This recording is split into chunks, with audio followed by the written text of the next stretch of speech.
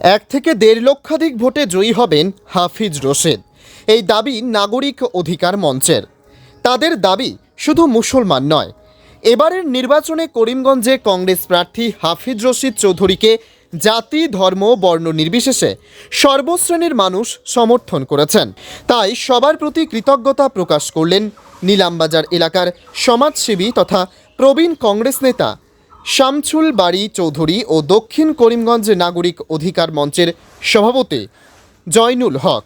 নিলামবাজারে সংবাদ সম্মেলন করে এভাবেই নিজেদের অভিমত তুলে ধরেন কেউটকোনা জিপির প্রাক্তন এপি সদস্য মাহবুবুর রহমান, স্থানীয় প্রাক্তন শিক্ষক ফারুক আহমেদ। তারা কংগ্রেস দলের বিভিন্ন স্তরের কর্মী সমর্থকদের আশ্বস্ত করে বলেন, করিমগঞ্জ ও হাইলাকান্দি জেলার জাতি, ধর্ম, বর্ণ সব শ্রেণীর মানুষ হাফিজ রশিদ চৌধুরীকে ভোট দিয়েছেন।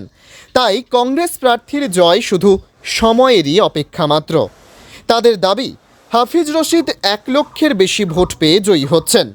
ত্রিমুখী লড়াই হলে আশঙ্কা ছিল সংখ্যালঘু ভোট বিভক্ত হলে গেরুয়া শিবিরের ফায়দা হতো, কিন্তু এবার মুসলিম ভোট বিভাজিত হয়নি। পাহাড় অঞ্চল বা খাস জায়গায় বসবাসকারী আংশিক কিছু সংখ্যালঘু আতঙ্কিত হয়ে বিজেপিকে ভোট দিয়েছেন। এছাড়া ঠিকাদারির ফায়দা নেওয়ার লোভে বিধায়ক সিদ্দিক আহমেদ, কমলাক্ষ দে পুরকায়স্থ সহ কিছু নেতা বিজেপির পক্ষে প্রচার চালিয়েছেন, কিন্তু মুসলিম ভোটে তেমন প্রভাব পড়েনি। সুতরাং 1 থেকে 1.5 লক্ষ ভোটের ব্যবধানে হাফিজ রশিদ জয়ী হচ্ছেন বলে দাবি করেন তারা। তাদের দাবি, হাফিজ রশিদ 1 লক্ষের বেশি ভোট পেয়ে জয়ী হচ্ছেন।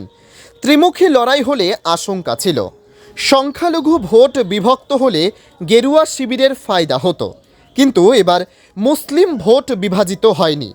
পাহাড় অঞ্চল বা খাস জায়গায় বসবাসকারী আংশিক কিছু সংখ্যালঘু আতঙ্কিত হয়ে বিজেপিকে ভোট দিয়েছেন।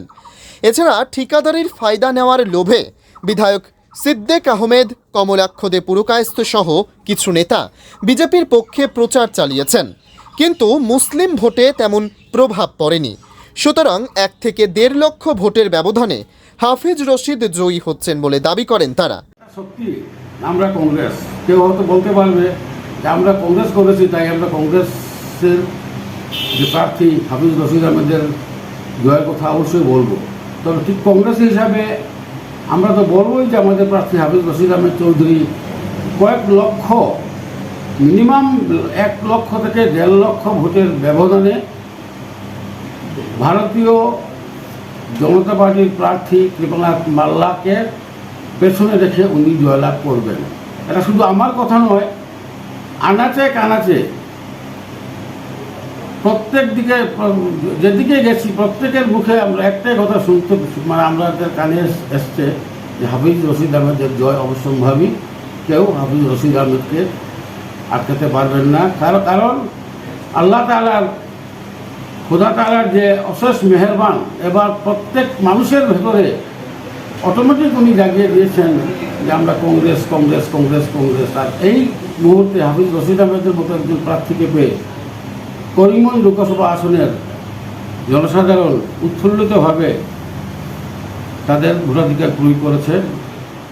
তাই গত নির্বাচনে এই 2 জেলার মানুষ, সর্বস্তরের মানুষ, জাতিভেদের উপরে উঠে হিন্দু মুসলমান সবাই কংগ্রেস মনোনীত প্রার্থী হাফিজ রশিদ আহমদ সাহেবকে যেভাবে দুহাত তুলে ভোট দিয়েছেন, তার জন্য আমি ভারতীয় জাতীয় কংগ্রেসের পক্ষ থেকে এবং তার মনোনীত প্রার্থী হাফিজ রশিদ আহমদের পক্ষ থেকে সবাইকে আন্তরিক অভিনন্দন জানাচ্ছি। আর পূর্বেই আমি বলেছি 1 লক্ষ থেকে 1,20,000 ভোটে জয় নিশ্চিত। যেরকম গ্রামে গঞ্জে ভোট দিয়েছে, ভোট দেওয়ার কয়েকটি কারণ।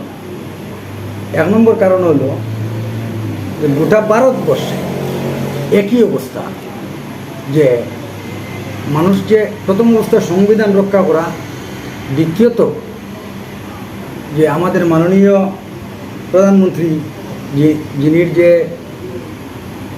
প্রতিশ্রুতি বা যেটা গ্যারেন্টি, আমার মাননীয় মুখ্যমন্ত্রীর ওয়ারেন্টি, এটা একদম চাইনিজ সামগ্রীর মতো।